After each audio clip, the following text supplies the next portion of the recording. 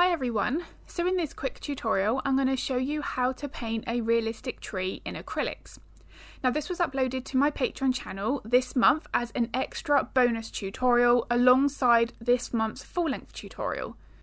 One last thing to mention before we jump into this tutorial is on the Patreon version I have included the background into that tutorial.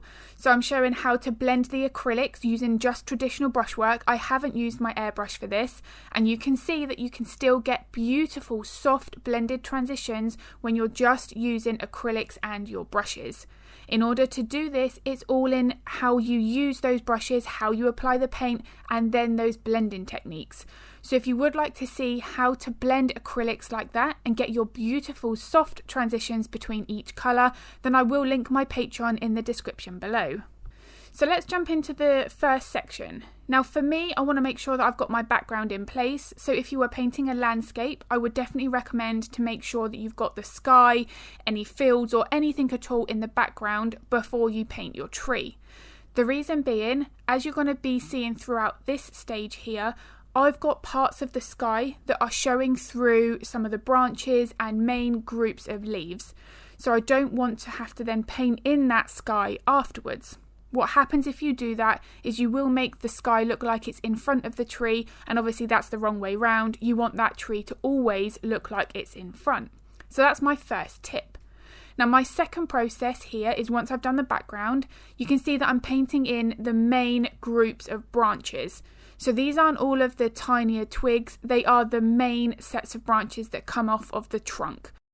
And then what I started to do here is map in some of the leaves. Now with this, I've showed a couple of techniques. I'm just using a small round shaped brush here so that I can start to indicate at some of that lower leaf texture. Now this is a much slower technique to use, and then I switched over to using a hog-head bristle brush, and this is going to allow me to put the leaves down at a much quicker rate and still get that realistic texture. Now one thing I want to mention is there have been many times here where you've seen my hand, I'm pointing at certain things, you're going to see the brushes coming up to the camera right now, and here is because I've done this tutorial for Patreon with a voiceover while I'm painting, so that every single process, each layer, the decisions that I make are all mentioned and explained thoroughly through each process. So that is just what I was doing there. Now this is very much a blocking in process, but I want to make sure that I've shown some of that sky and the horizon through my leaves. The biggest tip that I could give anybody at this stage is don't block in, get too carried away with using this technique because it's very easily done, and before we know it we've got just a solid colour. We don't want that to happen. We do want lots of sections where that sky is showing through. Now what I would do is, if I was painting a landscape, I would mix these two techniques. So I would be using the hog-head bristle brush technique, which is what I'm currently working with now, and I would then go back in with my round brush later on to add more of that refinement, neaten up some of those leaves if I felt that it was necessary. Now the one thing that I do want to mention as well is really build up your colours. You want at least 3 greens. I had here a mixture of maybe up to 5 or 6, and I could easily have used more. But the more that you use, the more depth that it will have. But you still must make sure that you allow some of that sky to really show through. It's going to make the tree look so much more realistic. Now I'm working from dark to light for this. You can see that I'm starting to put in a bit more of that traditional forest green that we think of, but the first layer was significantly darker. Once I build up my layers like this, as you can see through the end of this tutorial, you end up building so much additional leaf texture that everything starts to look more three-dimensional. This would not look right if I only did 2 or 3 layers. It really is just like when we're working on fur, a layering process. So in the corner here of your screen, I do have a palette camera on view. Now I include this in my Patreon tutorials so that members can see exactly how much paint I'm mixing, when I'm adding my water, and how I'm loading that paint onto my brush. Now for this technique, that is really important. You don't want to flood the end of that brush with lots of paint because you won't end up with this textured look. That's the first mistake that's likely to happen if you use these hog-head bristle brushes in this way with this technique. If you end up with a really thick blob when you do use this brush, that means you have far too much paint loaded on that brush. So you're going to have to rinse that off, or at least dab it off on your palette, get rid of some of that, and then try it again. So before we move on to add in more of these highlights, if the tips and techniques that I've shared in this tutorial have been useful so far, I would really appreciate it if you could give it a like, a thumbs up, and hit that subscribe and the bell button if you would like to get notified of all of the content that I upload. It really does make a huge difference to my channel and very much appreciated.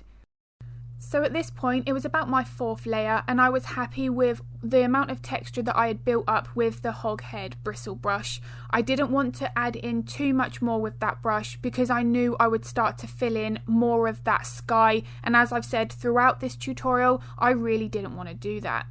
But the last thing that I'm doing is I am now going back in with that round brush just to be a bit more accurate and precise, adding a few more of these highlights and smaller groupings of leaves. I do feel that this adds a little bit more depth and realism to the tree, and I would definitely be using that technique if this was incorporated in a landscape painting.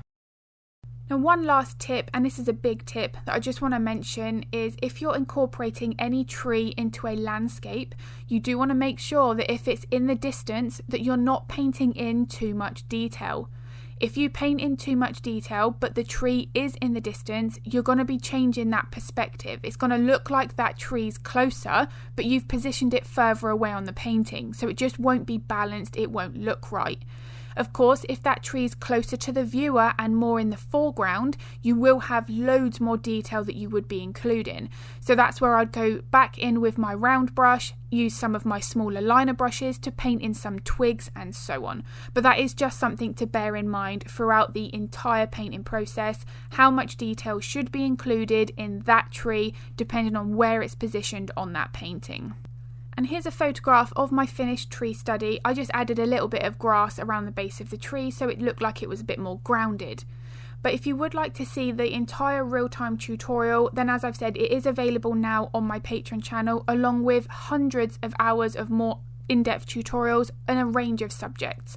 I do have a Patreon library on my website where you can see all of the tutorials that are available before you sign up.